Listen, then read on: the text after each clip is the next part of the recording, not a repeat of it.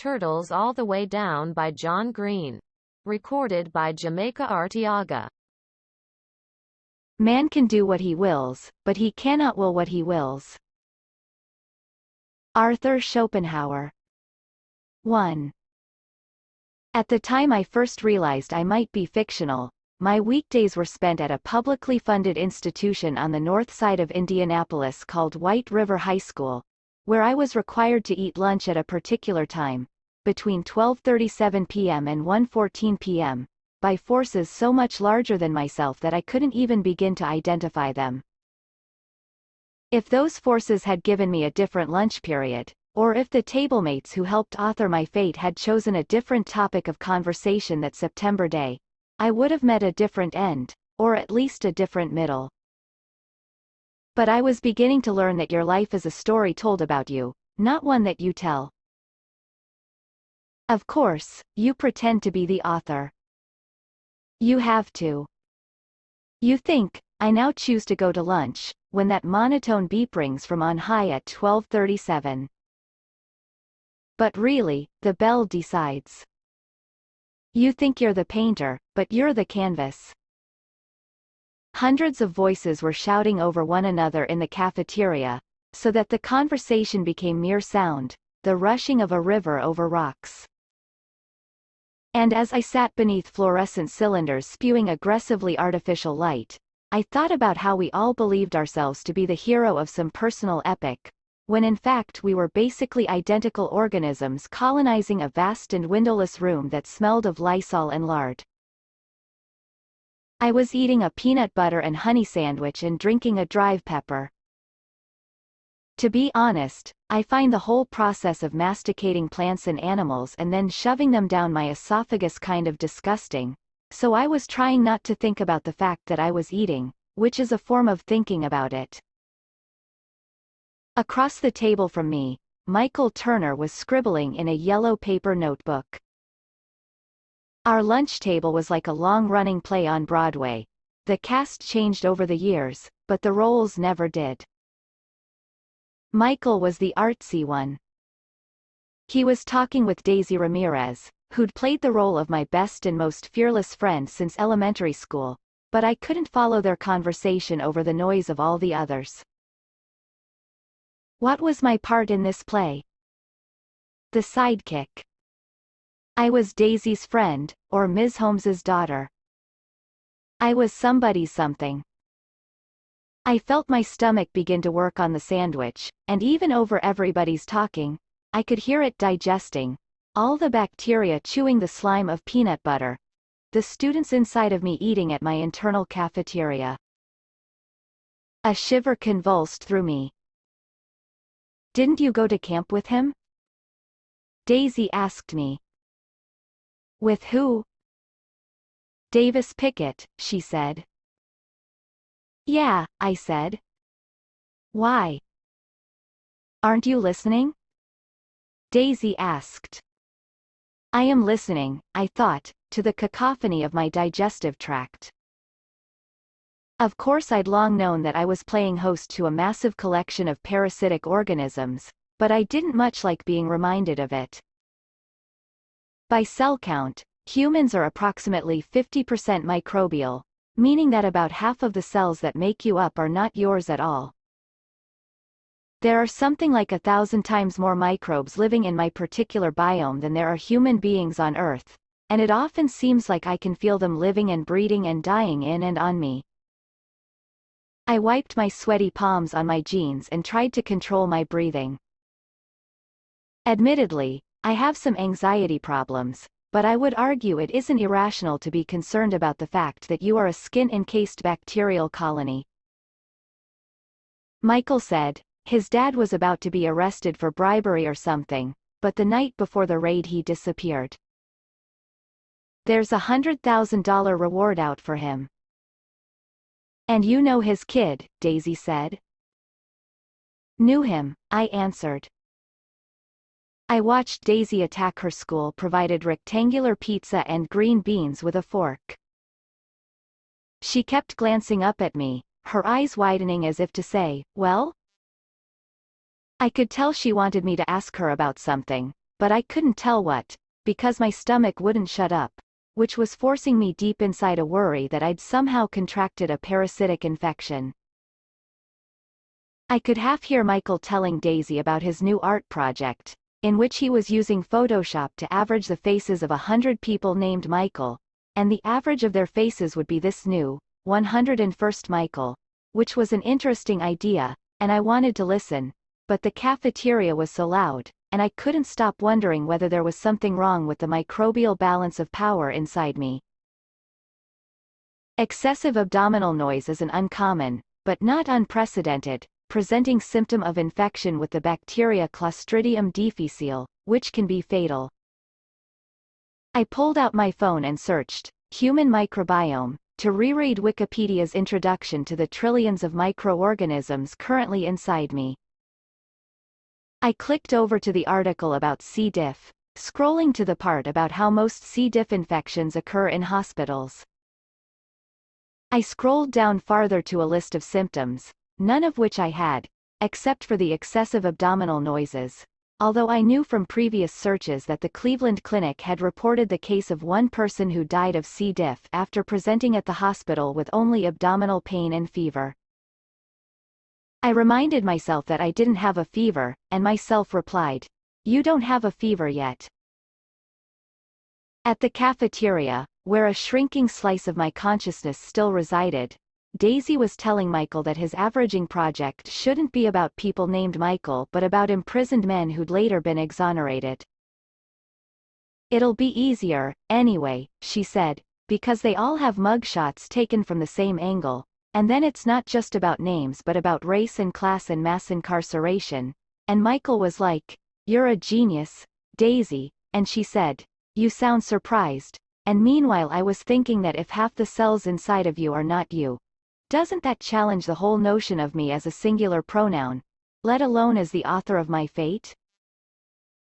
And I fell pretty far down that recursive wormhole until it transported me completely out of the White River High School cafeteria into some non-sensorial place only properly crazy people get to visit. Ever since I was little, I've pressed my right thumbnail into the finger pad of my middle finger, and so now there's this weird callus over my fingerprint. After so many years of doing this, I can open up a crack in the skin really easily, so I cover it up with a band-aid to try to prevent infection. But sometimes I get worried that there already is an infection, and so I need to drain it, and the only way to do that is to reopen the wound and press out any blood that will come. Once I start thinking about splitting the skin apart, I literally cannot not do it. I apologize for the double negative, but it's a real double negative of a situation, a bind from which negating the negation is truly the only escape. So anyway, I started to want to feel my thumbnail biting into the skin of my finger pad, and I knew that resistance was more or less futile, so beneath the cafeteria table, I slipped the band-aid off my finger and dug my thumbnail into the calloused skin until I felt the crack open. "Holmesy," Daisy said. I looked up at her. "We're almost through lunch and you haven't even mentioned my hair." She shook out her hair, with so red they were pink highlights. "Right. She'd dyed her hair." I swum up out of the depths and said, "It's bold." "I know, right? It says, 'Ladies and gentlemen,' and also people who do not identify as ladies or gentlemen. Daisy Ramirez won't break her promises, but she will break your heart." Daisy's self-proclaimed life motto was, "Break hearts, not promises." She kept threatening to get it tattooed on her ankle when she turned 18. Daisy turned back to Michael, and I to my thoughts.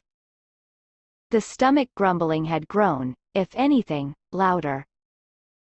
I felt like I might vomit. For someone who actively dislikes bodily fluids, I throw up quite a lot. "Holmesy, you okay?" Daisy asked. I nodded. Sometimes I wondered why she liked me, or at least tolerated me.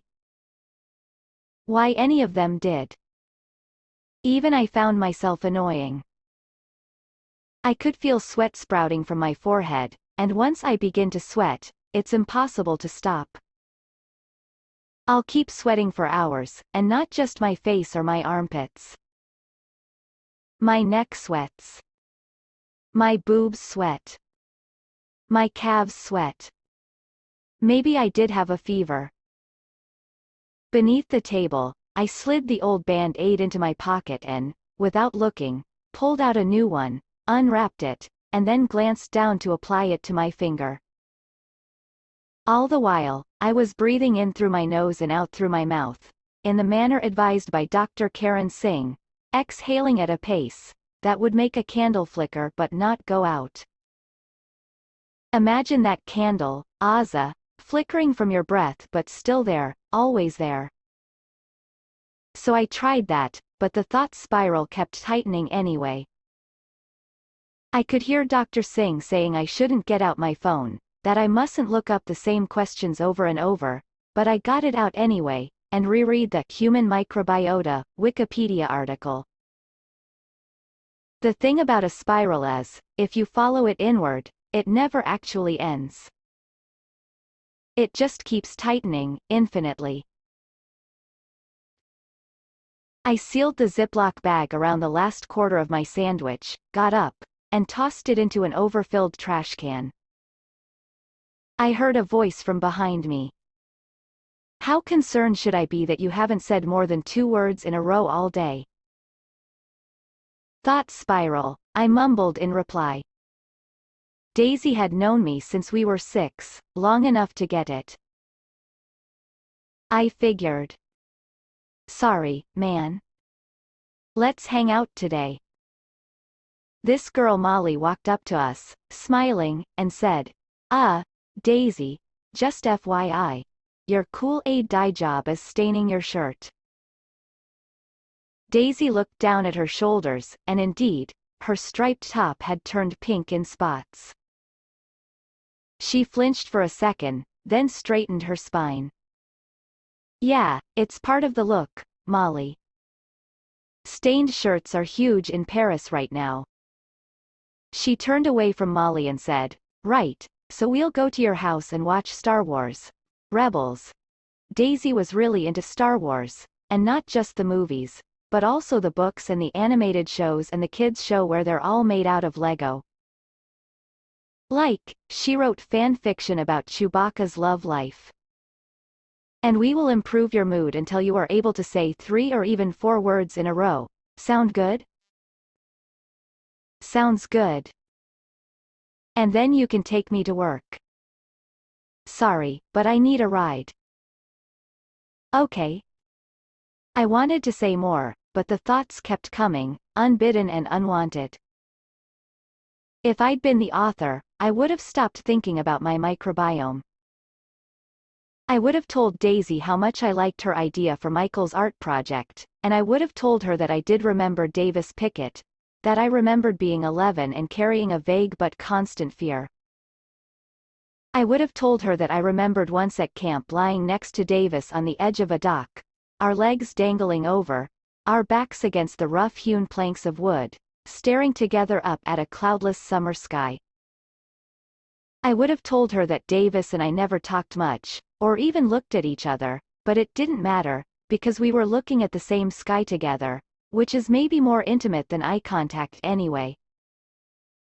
Anybody can look at you.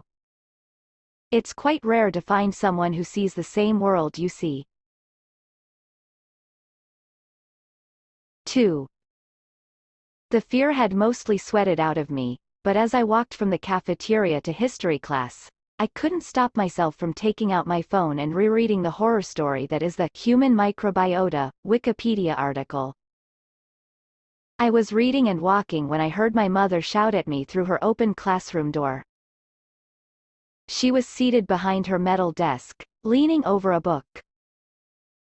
Mom was a math teacher, but reading was her great love. No phones in the hallway, Azza. I put my phone away and went into her classroom. There were 4 minutes remaining in my lunch period, which was the perfect length for a mom conversation. She looked up and must have seen something in my eyes. You okay? Yeah, I said. You're not anxious? She asked. At some point, Dr. Singh had told Mom not to ask if I was feeling anxious, so she'd stopped phrasing it as a direct question. I'm fine. You've been taking your meds, she said. Again, not a direct question. Yeah, I said, which was broadly true. I'd had a bit of a crack up my freshman year, after which I was prescribed a circular white pill to be taken once daily. I took it, on average, maybe thrice weekly. You look sweaty, is what I knew she meant. Who decides when the bells ring? I asked. Like, the school bells? You know what, I have no idea. I suppose that's decided by someone on the superintendent's staff.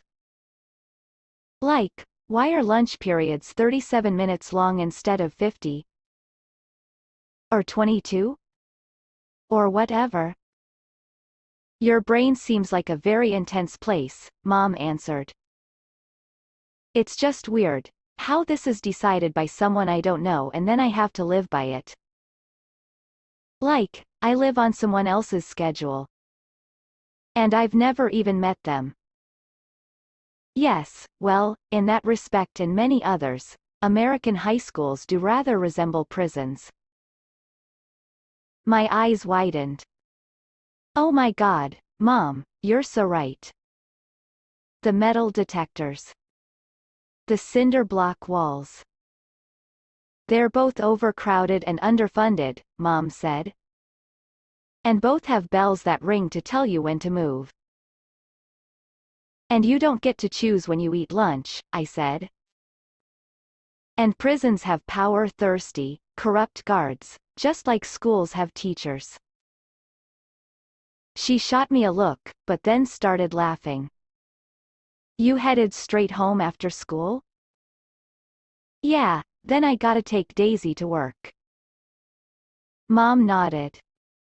Sometimes I miss you being a little kid, but then I remember Chuck E. Cheese. She's just trying to save money for college. My mom glanced back down at her book. You know, if we lived in Europe, college wouldn't cost much. I braced myself for Mom's cost of college rant. There are free universities in Brazil. Most of Europe. China. But here they want to charge you $25,000 a year, for in-state tuition. I just finished paying off my loans a few years ago, and soon we'll have to take out ones for you. I'm only a junior. I've got plenty of time to win the lottery. And if that doesn't work out, I'll just pay for school by selling meth. She smiled wanly. Mom really worried about paying for me to go to school. You sure you're okay? She asked. I nodded as the bell sounded from on high, sending me to history. By the time I made it to my car after school, Daisy was already in the passenger seat. She'd changed out of the stained shirt she'd been wearing into her red Chuck E. Cheese polo, and was sitting with her backpack in her lap, drinking a container of school milk. Daisy was the only person I'd trusted with a key to Harold. Mom didn't even have her own Harold key, but Daisy did. Please do not drink non-clear liquids in Harold, I told her. Milk is a clear liquid, she said. Lies, I answered, and before we set off, I drove Harold over to the front entrance and waited while Daisy threw away her milk. Maybe you've been in love. I mean real love, the kind my grandmother used to describe by quoting the Apostle Paul's first letter to the Corinthians, the love that is kind and patient, that does not envy or boast, that beareth all things and believeth all things and endureth all things. I don't like to throw the L word around, It's too good and rare a feeling to cheapen with overuse.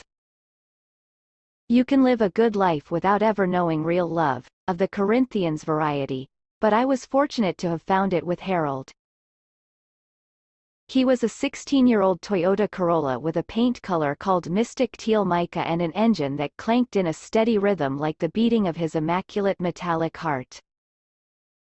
Harold had been my dad's car. In fact, Dad had named him Harold. Mom never sold him, so he stayed in the garage for 8 years, until my 16th birthday. Getting Harold's engine running after so long took all of the $400 I'd saved over the course of my life. Allowances, change ferreted away when Mom sent me down the street to buy something at the Circle K, summer work at Subway, Christmas gifts from my grandparents. So, in a way, Harold was the culmination of my whole being, at least financially speaking. And I loved him. I dreamed about him quite a lot. He had an exceptionally spacious trunk, a custom-installed, huge white steering wheel, and a backseat bench clad in pebble beige leather. He accelerated with the gentle serenity of the Buddhist Zen master who knows nothing really needs to be done quickly, and his brakes whined like metal machine music, and I loved him. However, Harold did not have Bluetooth connectivity, or for that matter a CD player, meaning that while in Harold's company, one had 3 choices. 1. Drive in silence. 2. Listen to the radio. Or 3. Listen to side B of my dad's cassette of Missy Elliott's excellent album So Addictive, which, because it would not eject from the cassette player, I'd already heard hundreds of times in my life. And in the end, Harold's imperfect audio system happened to be the last note in the melody of coincidences that changed my life. Daisy and I were scanning stations in search of a song by a particular brilliant and underappreciated boy band when we landed upon a news story. Indianapolis-based Pickett Engineering, a construction firm employing more than 10,000 people worldwide, today. I moved my hand toward the scan button, but Daisy pushed it away. This is what I was telling you about, she said as the radio continued. $100,000 reward for information leading to the whereabouts of company's CEO Russell Pickett. Pickett, who disappeared the night before a police raid on his home related to a fraud and bribery investigation, was last seen at his Riverside compound on September 8. Anyone with information regarding his whereabouts is encouraged to call the Indianapolis Police Department. $100,000, Daisy said. And you know his kid? Knew, I said. For 2 summers, after 5th and 6th grades, Davis and I had gone to SAD camp together, which is what we'd called Camp Sparrow, this place down in Brown County for kids with dead parents.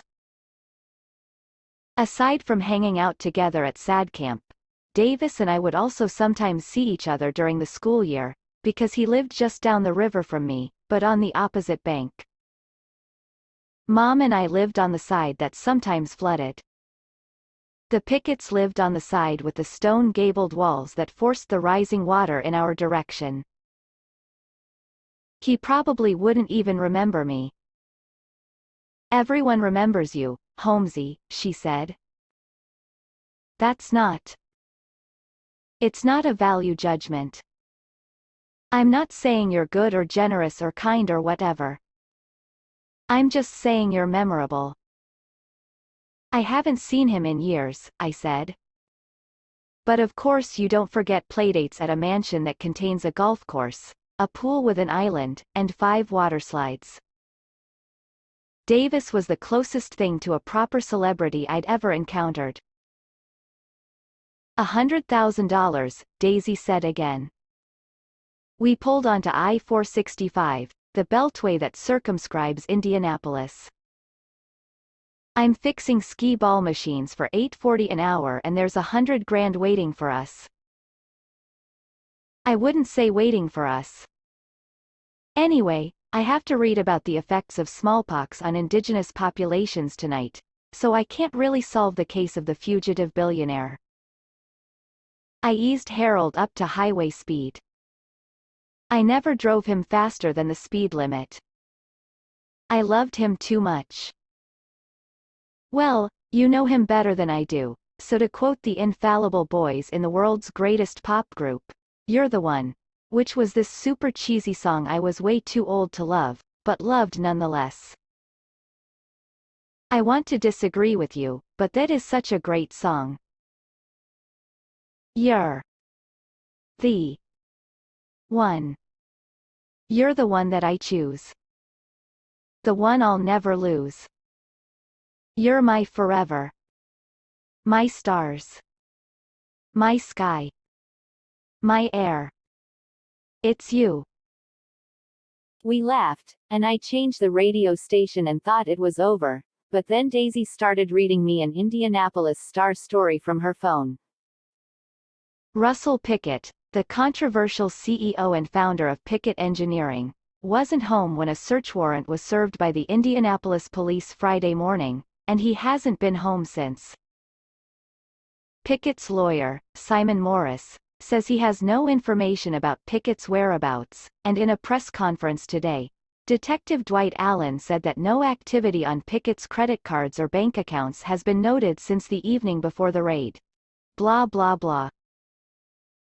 Allen also asserted that aside from a camera at the front gate, there were no surveillance cameras on the property. A copy of a police report obtained by the Star says that Pickett was last seen Thursday evening by his sons, Davis and Noah.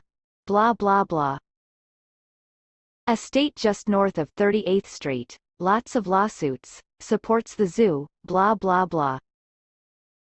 Call the police if you know anything, blah blah blah. Wait, how are there no security cameras?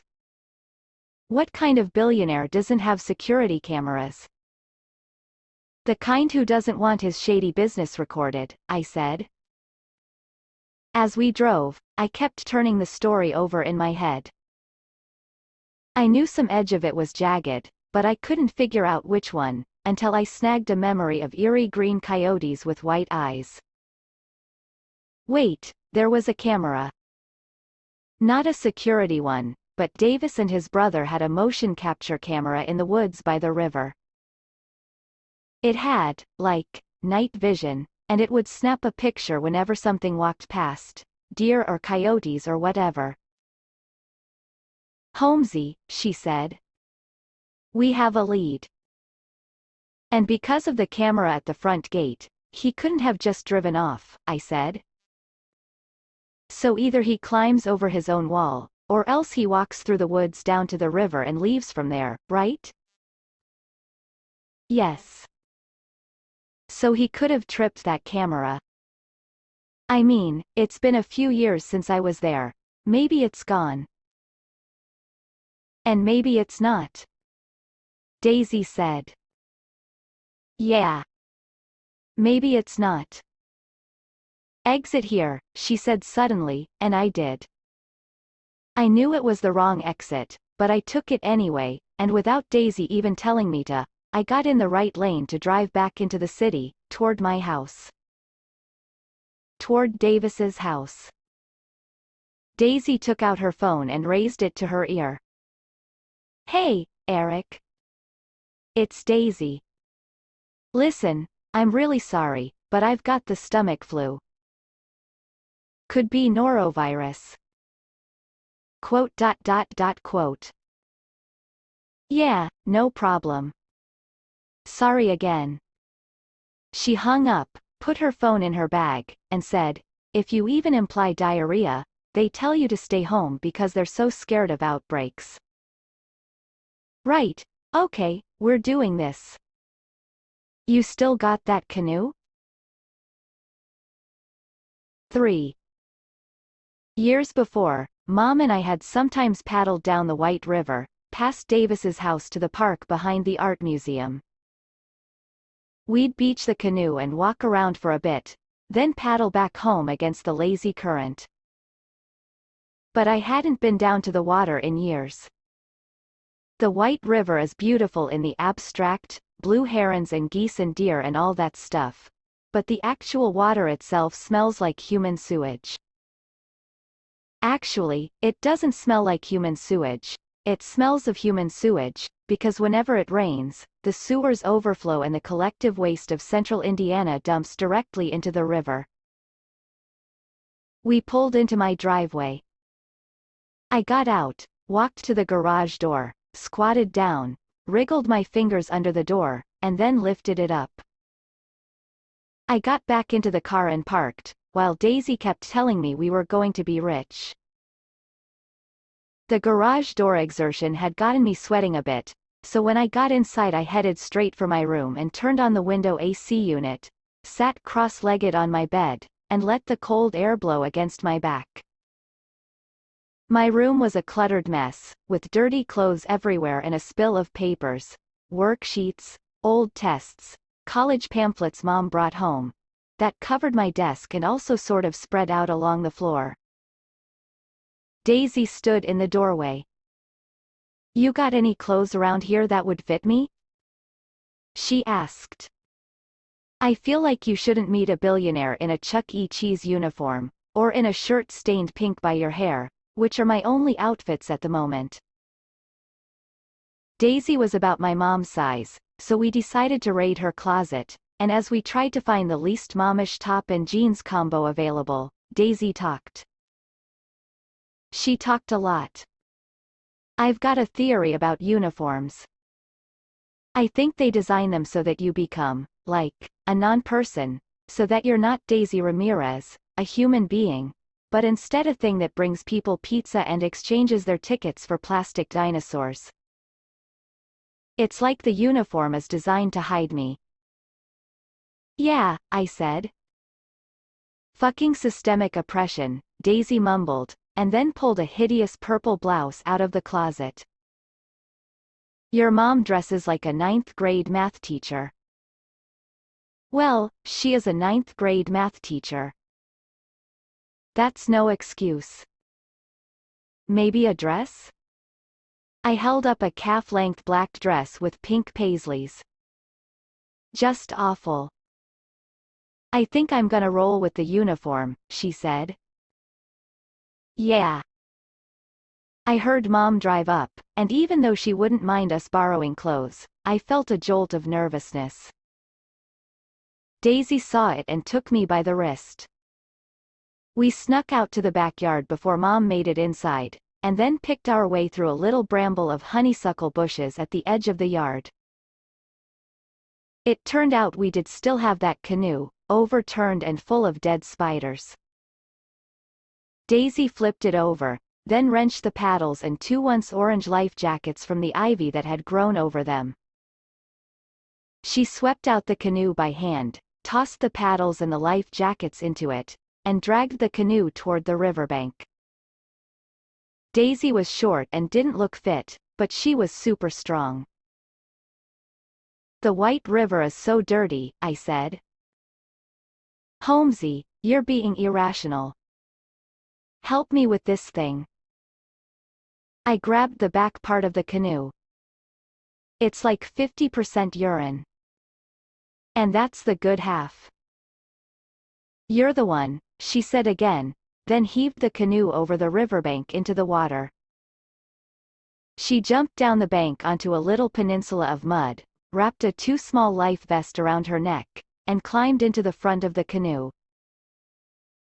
I followed her, settled into the rear seat, and then used the paddle to push us out into the river. It had been a long time since I'd steered a canoe, but the water was low, and the river was so wide I didn't have to do much. Daisy looked back at me and smiled with her mouth closed. Being on the river made me feel little again. As kids, Daisy and I had played all up and down the riverbank when the water was low like this. We played a game called River Kids, imagining we lived alone on the river, scavenging for our livelihood and hiding from the adults who wanted to put us in an orphanage. I remembered Daisy throwing daddy longlegs at me because she knew I hated them, and I'd scream and run away, flailing my arms but not actually scared, because back then all emotions felt like play, like I was experimenting with feeling rather than stuck with it. True terror isn't being scared, it's not having a choice in the matter. You know this river is the only reason Indianapolis even exists? Daisy said. She turned around in the canoe to face me. So, Indiana had just become a state, and they wanted to build a new city for the state capital, so everybody's debating where it should be. The obvious compromise is to put it in the middle. So these dudes are looking at a map of their new state and they notice there is a river right here, smack in the center of the state, and they're like, boom, perfect place for our capital, because it's 1819 or whatever, and you need water to be a real city for shipping and stuff. So they announce, we're gonna build a new city on a river. And we're gonna be clever and call it Indianapolis. And it's only after they make the announcement that they notice the White River is, 6 inches deep, and you can't float a kayak down it, let alone a steamship. For a while, Indianapolis was the largest city in the world not on a navigable waterway.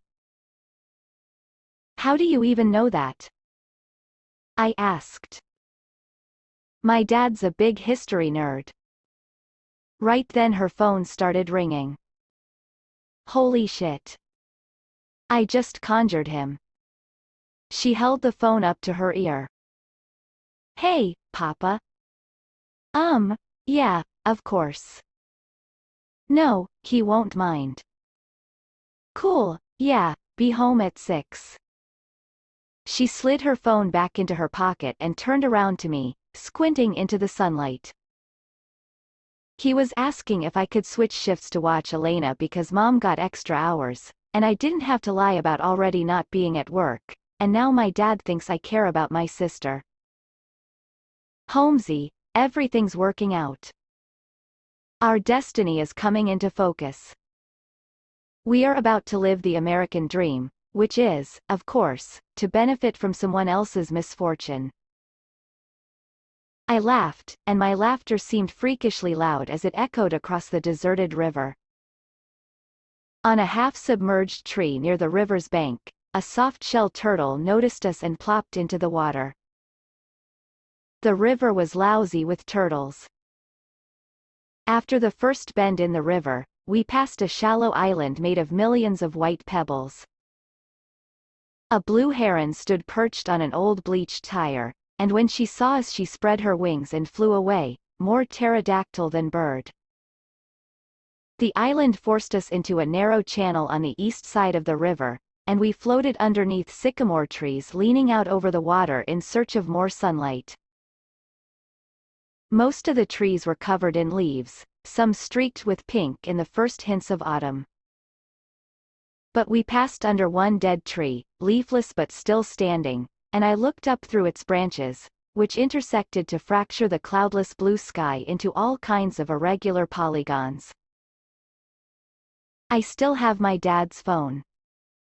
I keep it in a charging cord hidden in Harold's trunk next to the spare tire. A ton of the pictures on his phone were of leafless branches dividing up the sky, like the view I had as we floated under that sycamore. I always wondered what he saw in the split-apart sky. Anyway, it really was a beautiful day, golden sunshine bearing down on us with just enough heat. I'm not much of an outside cat, so I rarely have occasion to consider the weather, but in Indianapolis we get 8 to 10 properly beautiful days a year, and this was one of them. I hardly had to paddle at all as the river bent to the west. The water crinkled with sunlight.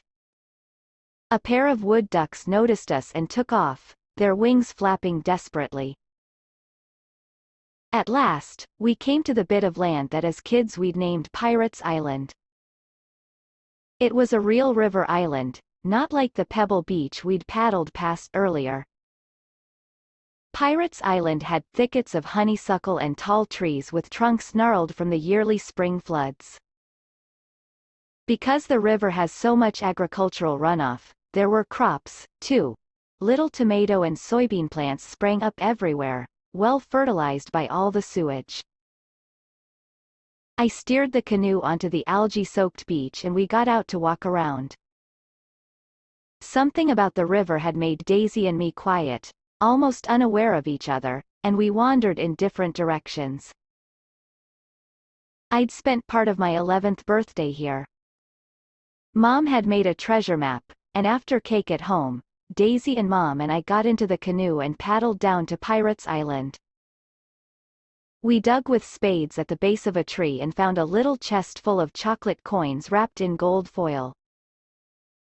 Davis had met us down there, with his little brother, Noah. I remembered digging until my spade hit the plastic of the treasure chest, and allowing myself to feel like it was real treasure, even though I knew it wasn't. I was so good at being a kid, and so terrible at being whatever I was now. I walked along the whole edge of the island until I found Daisy sitting on an uprooted barkless tree that had beached here as some flood receded.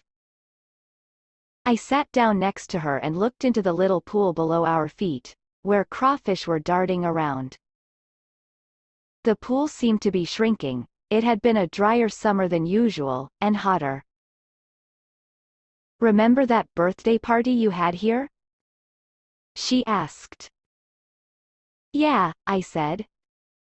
At the party, Davis had briefly lost this Iron Man action figure he always had with him.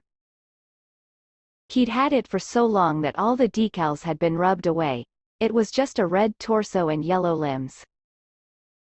He'd really freaked out when he lost it, I remembered, but then my mom found it. "You okay, Holmesy?" "Yeah." "Can you say anything other than yeah?" "Yeah," I said, and smiled a little. We sat for a while, and then stood up together without speaking and waded through the knee-deep water until we got to the river's edge. Why didn't it bother me to slosh through the filthy water of the White River when hours earlier I'd found it intolerable to hear my stomach rumble? I wish I knew. A chain-link fence held in the boulders that formed the floodwall, and I climbed it, then reached down to help Daisy. We crawled up the riverbank and found ourselves in a forest of sycamore and maple trees. In the distance, I could see the manicured lawns of Pickett's golf course, and beyond that the glass and steel Pickett mansion, which had been designed by some famous architect. We wandered around for a while as I tried to get my bearings, and then I heard Daisy whisper, "Holmesy." I picked my way through the woods toward her. She'd found the night vision camera, mounted to a tree, about 4 feet off the ground. It was a black circle, maybe an inch in diameter, the kind of thing you'd never notice in a forest unless you knew to look for it. I opened up my phone and connected to the night vision camera, which wasn't password protected. In seconds, photos started downloading to my phone. I deleted the first 2, which the camera had taken of us, and swiped past a dozen more from the past week, deer and coyotes and raccoons and possums, all of them either daytime shots or green silhouettes with bright white eyes. "Don't want to alarm you, but there's a golf cart headed in our vague direction," Daisy said quietly. I looked up. The cart was still a ways away. I swiped through more pictures until I got back to September 9th, and there, yes, in shades of green I could see the back of a stocky man wearing a striped nightshirt. Timestamp 1:01, 3 a.m. I screenshotted it. "Dude's definitely spotted us," Daisy said nervously. I glanced up again and mumbled, "I'm hurrying." I'd swiped to see the previous picture, but it was taking forever to load. I heard Daisy run off, but I stayed, waiting for the photograph. It was odd, for me to be the calm one while feeling Daisy's nerves jangling. But the things that make other people nervous have never scared me. I'm not afraid of men in golf carts or horror movies or roller coasters. I didn't know precisely what I was afraid of, but it wasn't this. The image revealed itself in slow motion, one line of pixels at a time. Coyote. I glanced up, saw the man in the golf cart seeing me, and I bolted. I wove back toward the river, scrambled down the riverbank wall, and found Daisy standing above my overturned canoe, holding a large jagged rock high above her head. "What the hell are you doing?" I asked. "Whoever that guy is, he definitely saw you," she said, "so I'm making an excuse for you." "What?" "We've got no choice but to damsel in distress this situation, Holmesy," she said, and then brought the rock down with all her force onto the hull of the canoe, splintering the green paint and revealing the fiberglass below. She flipped the canoe back over, it immediately started taking on water. "Okay, now I'm gonna hide and you're gonna talk to whoever is coming in that golf cart." "What?" "No. No way. A distressed damsel has no companions," she said. "No way." And then a voice called out from atop the gabled wall. "You all right down there?" I looked up and saw a skinny old man with deep lines in his face, wearing a black suit and white shirt. "Our canoe," Daisy said. "It has a hole in it. We're actually friends with Davis Pickett." "Doesn't he live here?" "I'm Lyle," the man said. "Security. I can get you home." 4. Lyle ushered us into his golf cart and then drove us down a narrow asphalt path along the golf course, past a big log cabin with a wooden sign out front identifying it as the cottage. I hadn't visited the Pickett estate in many years, and it had grown even more majestic. The sand traps of the golf course were newly raked. The cart path we drove on had no cracks or bumps. Newly planted maple trees lined the path. But mostly I just saw endless grass, weedless, freshly mown into a diamond pattern. The Pickett estate was silent, sterile, and endless, like a newly built housing subdivision before actual people move into it. I loved it. As we drove, Daisy struck up a wholly unsubtle conversation. "So you head up security here?" "I am security here," he answered. "How long have you worked for Mr. Pickett?" "Long enough to know you're not friends with Davis," he answered. Daisy, who lacked the capacity to experience embarrassment, was not discouraged. "Holmesy here as the friend. Were you working the day Pickett disappeared?" "Mr. Pickett doesn't like staff on the property after dark or before dawn," he answered. "How many staff are there exactly?" Lyle stopped the golf cart. "Y'all best know Davis, or else I'm taking you downtown and having you booked for trespassing." We rounded a corner and I saw the pool complex, a shimmering blue expanse with the same island I remembered from my childhood, except now it was covered by a glass-plated geodesic dome. The water slides, cylinders that curved and wove around one another, were still there, too, but they were dry. On a patio beside the pool were a dozen teak lounge chairs, each with a white towel laid out atop the cushions. We drove halfway around the pool to another patio, where Davis Pickett was reclining on a lounger.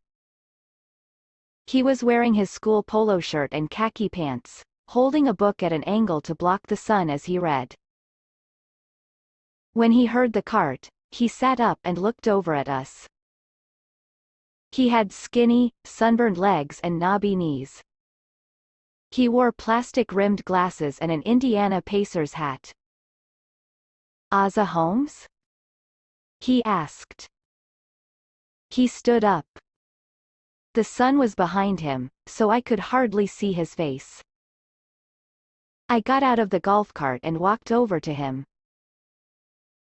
"Hi," I said.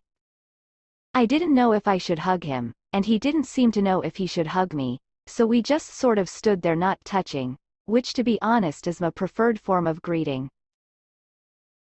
"To what do I owe the pleasure?" he asked, his voice flat, neutral, unreadable. Daisy walked up behind me and held out her hand, then shook Davis's forcefully. Daisy Ramirez, Holmesy's best friend. We had a canoe puncture. We hit a rock and landed on Pirates Island, I said. You know these people? Lyle asked. Yeah, it's fine, thanks, Lyle. Can I get you guys anything? Water? Dr. Pepper? Dr. Pepper? I said, a bit confused. Wasn't that your favorite soda? I just blinked at him for a second and then said, yeah. I'll have a drive pepper. Lyle, can we get 3 Dr. Peppers? Sure thing, boss, Lyle answered, and took off on the golf cart. Daisy's glance at me said, I told you he'd remember, and then she wandered off. Davis didn't seem to notice. There was something sweetly shy about the way he looked at me, glancing at, and then away from, my face, his brown eyes bigger than life through his glasses. His eyes, his nose, his mouth. All his facial features were a bit too big for him, like they'd grown up, but his face was still a kid's. I'm not sure what to say, he said. I'm not good at chit-chat. Try saying what you're thinking, I said. That's something I never ever do. He smiled a little and then shrugged. Okay. I'm thinking, I wish she wasn't after the reward. What reward? I asked, unconvincingly. Davis sat down on one of the teak loungers, and I sat across from him. He leaned forward, bony elbows on bony knees. I thought of you a couple weeks ago, he said. Right when he disappeared, I kept hearing his name on the news, and they would say his full name, Russell Davis Pickett, and I kept thinking, you know, that's my name. And it was just so weird, to hear the newscasters say, Russell Davis Pickett has been reported missing. Because I was right here. And that made you think of me?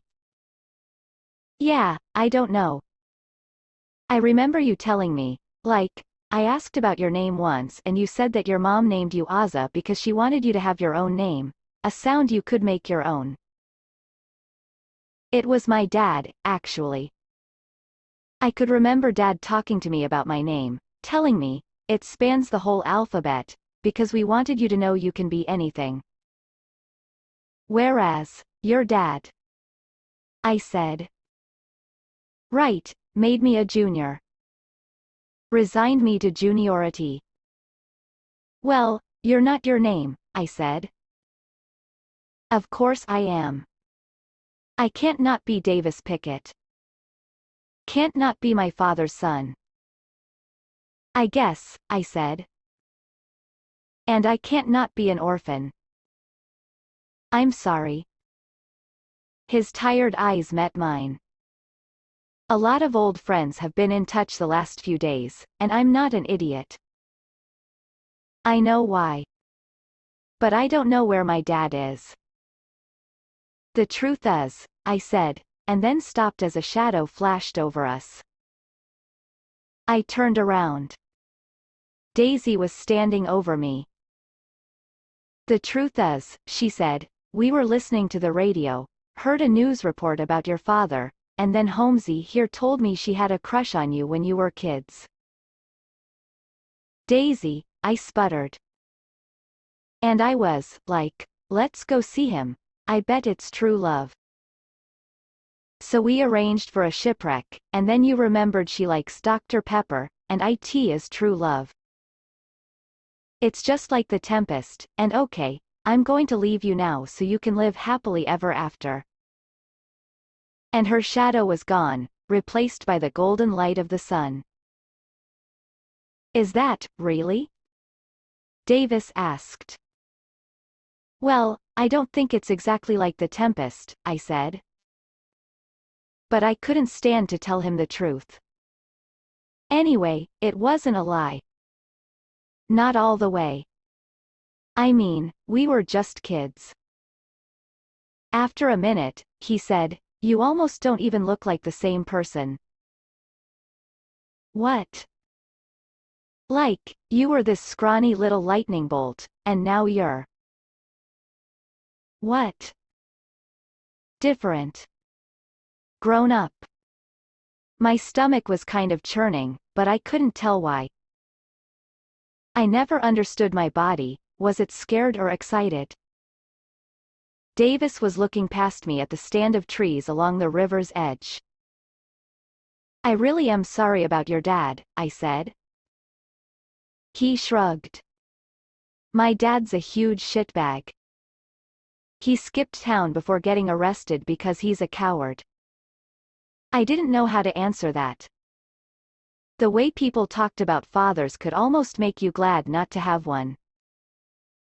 I really don't know where he is, Ozza.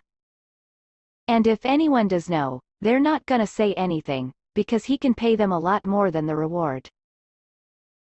I mean, $100,000? $100,000 isn't a lot of money. I just stared at him. Sorry, he said. That probably sounded dickish. Probably? Right, yeah, he said. I just mean. He'll get away with it. He always gets away with it. I was starting to respond when I heard Daisy return. She had a guy with her, tall, broad-shouldered, wearing matching khaki shorts and a polo shirt. We are going to meet a Tuatara, Daisy said excitedly. Davis got up and said, Ozza, this is Malik Moore, our zoologist. He said, our zoologist, as if they were normal words to say in the course of everyday conversation, as if most people who reached a certain standing in life acquired a zoologist. I stood up and shook Malik's hand. I take care of the Tuatara, he explained. Everyone seemed to assume I knew what the hell a Tuatara was. Malik walked over to the edge of the pool, knelt down, lifted a door hidden in the patio's tile, and pressed a button. A reticulated chrome walkway emerged from the pool's edge and arched over the water to reach the island. Daisy grabbed my arm and whispered, "Is this real life?" And then the zoologist waved his hand dramatically, gesturing for us to walk across the bridge. He followed behind us, across the metal bridge to the geodesic dome. Malik swiped a card near the glass door. I heard a seal break, and then the door opened. I stepped in and was suddenly in a tropical climate at least 20 degrees warmer and considerably more humid than the actual outdoors. Daisy and I stayed near the entryway while Malik darted around and finally emerged with a large lizard, maybe 2 feet long and 3 inches tall. Its dragon-like tail wrapped around Malik's arm. You can pet her, Malik said, and Daisy did, but I could see scratch marks on Malik's hand indicating that it didn't always like being petted, so when he turned it toward me, I said, I don't really like lizards.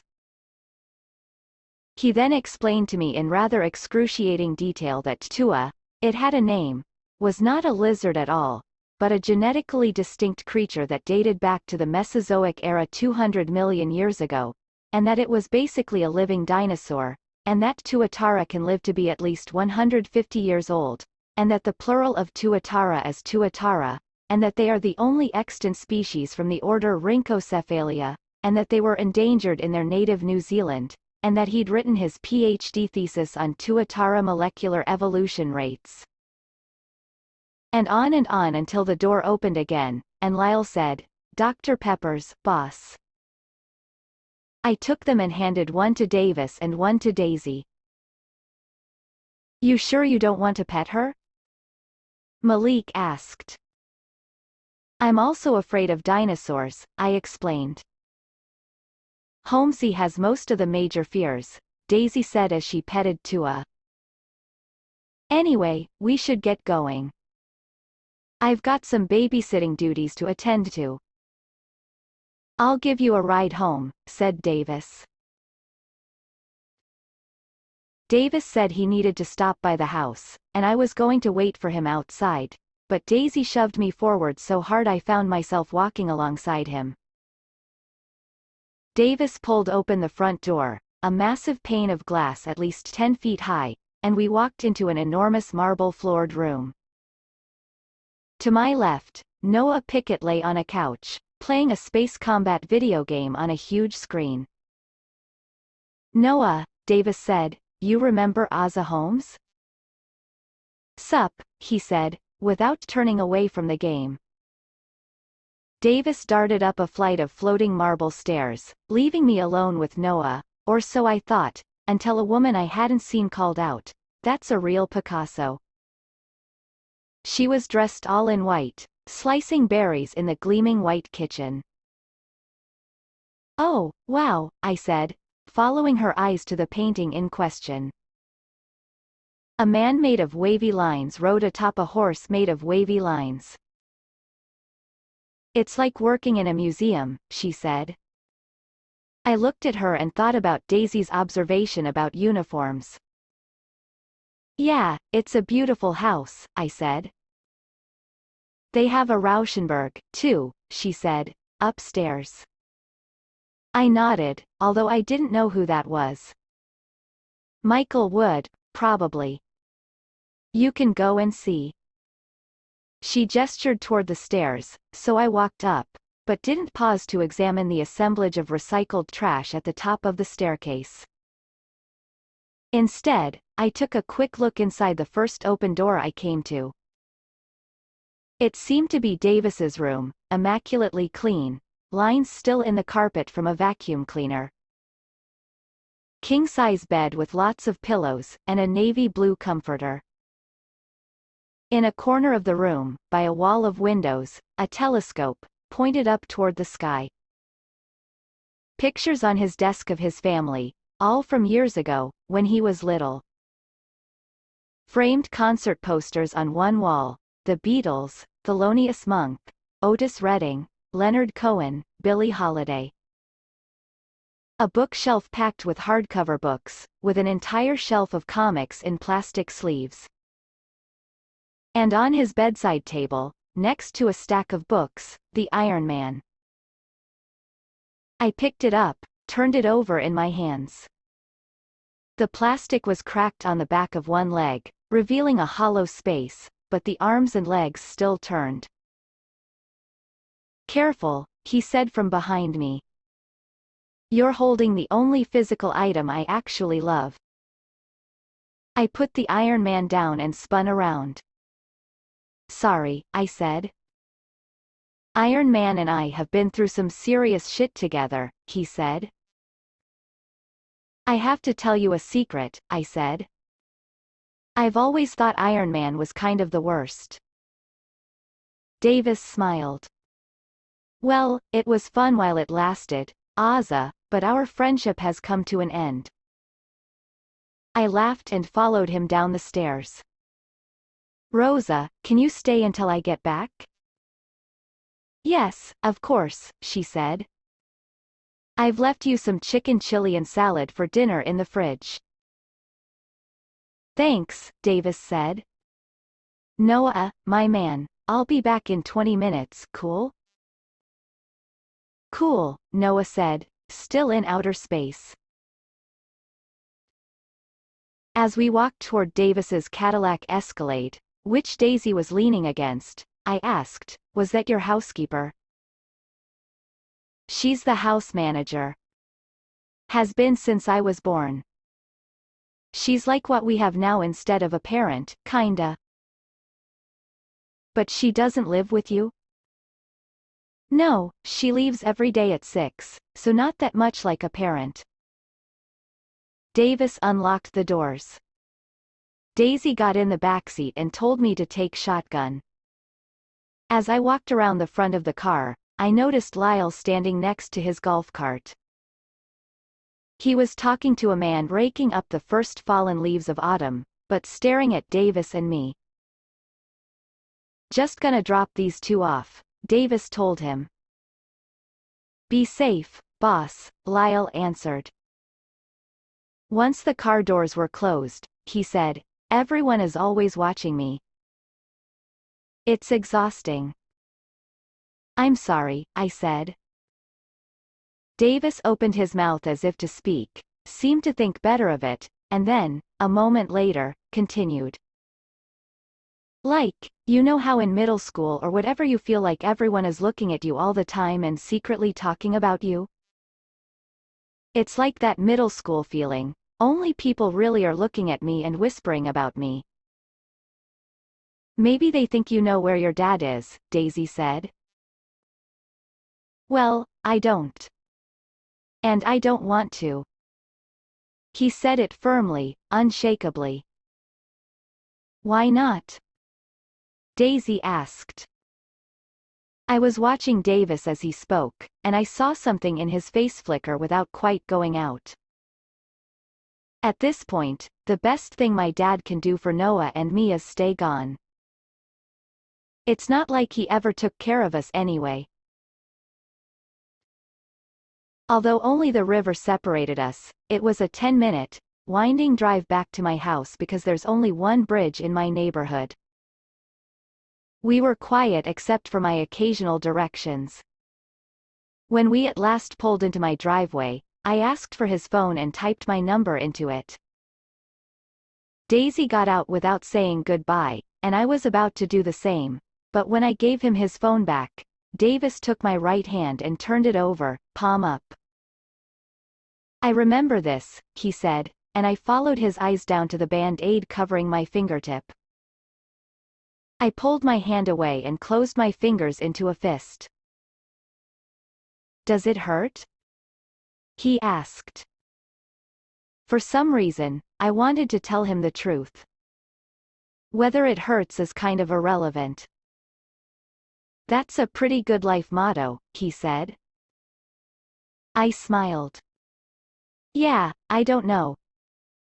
Okay, I should go. Right before I closed the door, he said, it's good to see you, Ozza. Yeah, I said. You too. 5. As Daisy and I drove toward her apartment in Harold's warm embrace, she wouldn't shut up about the crush she was certain I had. Holmesy, you're aglow. You're luminous. You're beaming. I'm not. You are. I honestly can't even tell if he's cute. He's in that vast boy middle, she said. Like, good-looking enough that I'm willing to be won over. The whole problem with boys is that 99% of them are, like, okay.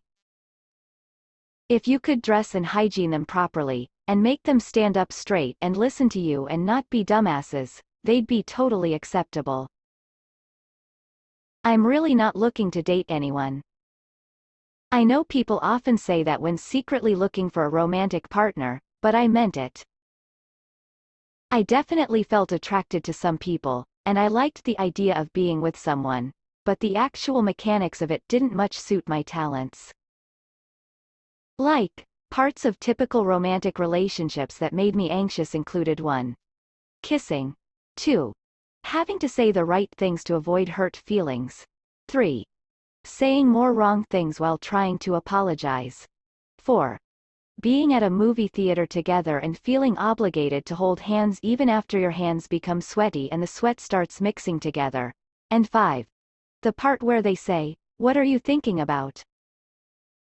And they want you to be, like, "I'm thinking about you, darling, but you're actually thinking about how cows literally could not survive if it weren't for the bacteria in their guts, and how that sort of means that cows do not exist as independent life forms, but that's not really something you can say out loud, so you're ultimately forced to choose between lying and seeming weird.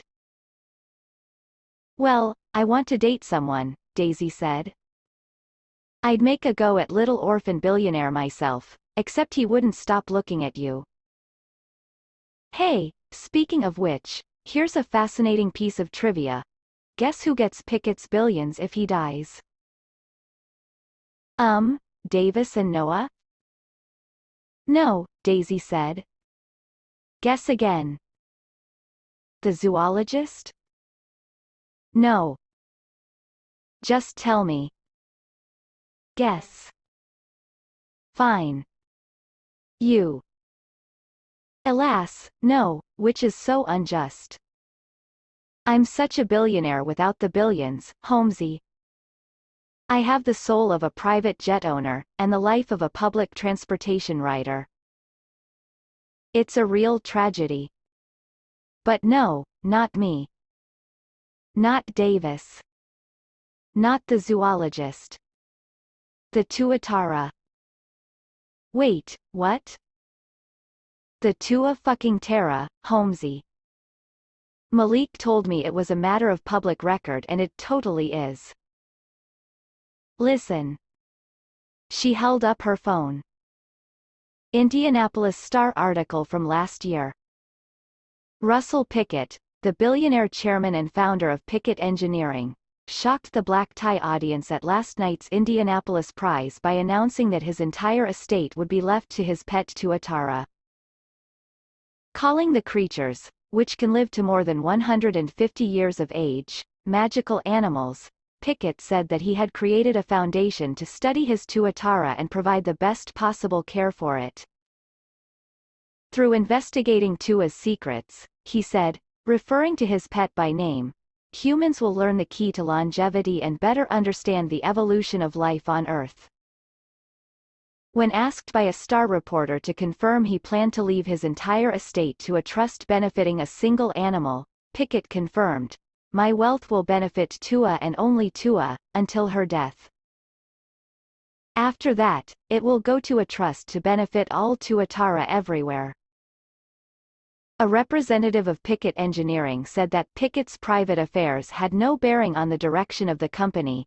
Nothing says fuck you to your kids quite like leaving your fortune to a lizard. Well, as you'll recall, it isn't a lizard, I pointed out. Holmesy, someday you're going to win the Nobel Prize for being incredibly pedantic, and I'm going to be so proud of you. Thanks, I said. I pulled up outside of Daisy's apartment complex and parked Harold. So, if Davis's dad died, he and his brother get nothing? Don't you at least have to pay for your kids to go to college or something? Dunno, she said, but it makes me think Davis really would turn his dad in if he knew where he was. Yeah, I said. Someone has to know. He needed help, right? You can't just disappear. Right, but there's so many possible accomplices. Pickett has, like, thousands of employees. And who knows how many people working on that property. I mean, they have a zoologist.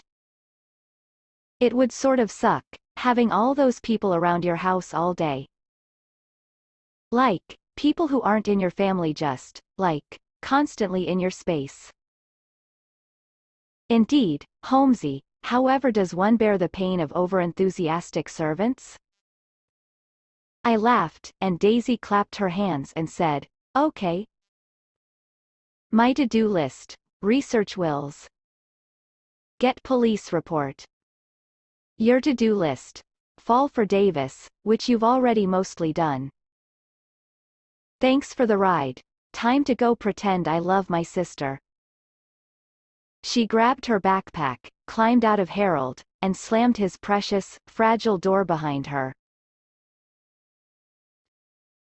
When I got home, I watched TV with Mom, but I couldn't stop thinking about Davis looking down at my finger, holding my hand in his. I have these thoughts that Dr. Karen Singh calls intrusives, but the first time she said it, I heard invasives, which I like better, because, like invasive weeds, these thoughts seem to arrive at my biosphere from some faraway land, and then they spread out of control. Supposedly everyone has them. You look out from over a bridge or whatever and it occurs to you out of nowhere that you could just jump. And then if you're most people, you think, well, that was a weird thought, and move on with your life. But for some people, the invasive can kind of take over, crowding out all the other thoughts until it's the only one you're able to have, the thought you're perpetually either thinking or distracting yourself from. You're watching TV with your mom. This show about time-traveling crime solvers. And you remember a boy holding your hand, looking at your finger, and then a thought occurs to you. You should unwrap that band-aid and check to see if there is an infection. You don't actually want to do this, it's just an invasive. Everyone has them. But you can't shut yours up. Since you've had a reasonable amount of cognitive behavioral therapy, you tell yourself, I am not my thoughts, even though deep down you're not sure what exactly that makes you. Then you tell yourself to click a little X in the top corner of the thought to make it go away. And maybe it does for a moment. You're back in your house, on the couch, next to your mom, and then your brain says, well, but wait.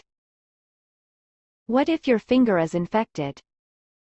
Why not just check? The cafeteria wasn't exactly the most sanitary place to reopen that wound. And then you were in the river. Now you're nervous, because you've previously attended this exact rodeo on thousands of occasions, and also because you want to choose the thoughts that are called yours. The river was filthy, after all. Had you gotten some river water on your hand? It wouldn't take much. Time to unwrap the band-aid. You tell yourself that you were careful not to touch the water, but yourself replies, but what if you touched something that touched the water, and then you tell yourself that this wound is almost certainly not infected, but the distance you've created with the almost gets filled by the thought. You need to check for infection. Just check it so we can calm down, and then fine, okay. You excuse yourself to the bathroom and slip off the band-aid to discover that there isn't blood, but there might be a bit of moisture on the bandage pad. You hold the band-aid up to the yellow light in the bathroom, and yes, that definitely looks like moisture. Could be sweat, of course, but also might be water from the river, or worse still seropurulent drainage, a sure sign of infection.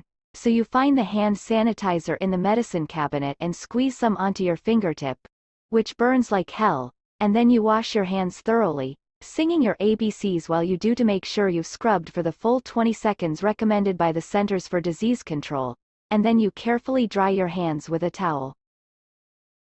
And then you dig your thumbnail all the way into the crack in the callus until it starts bleeding, and you squeeze the blood out for as long as it comes, and then you blot the wound dry with a tissue. You take a band-aid from inside your jeans pocket, where there is never a shortage of them, and you carefully reapply the bandage. You return to the couch to watch TV, and for a few or many minutes, you feel the shivering jolt of the tension easing, the relief of giving in to the lesser angels of your nature. And then 2 or 5 or 600 minutes pass before you start to wonder, wait, did I get all the pus out? Was there pus even, or was that only sweat? If it was pus, you might need to drain the wound again. The spiral tightens, like that, forever.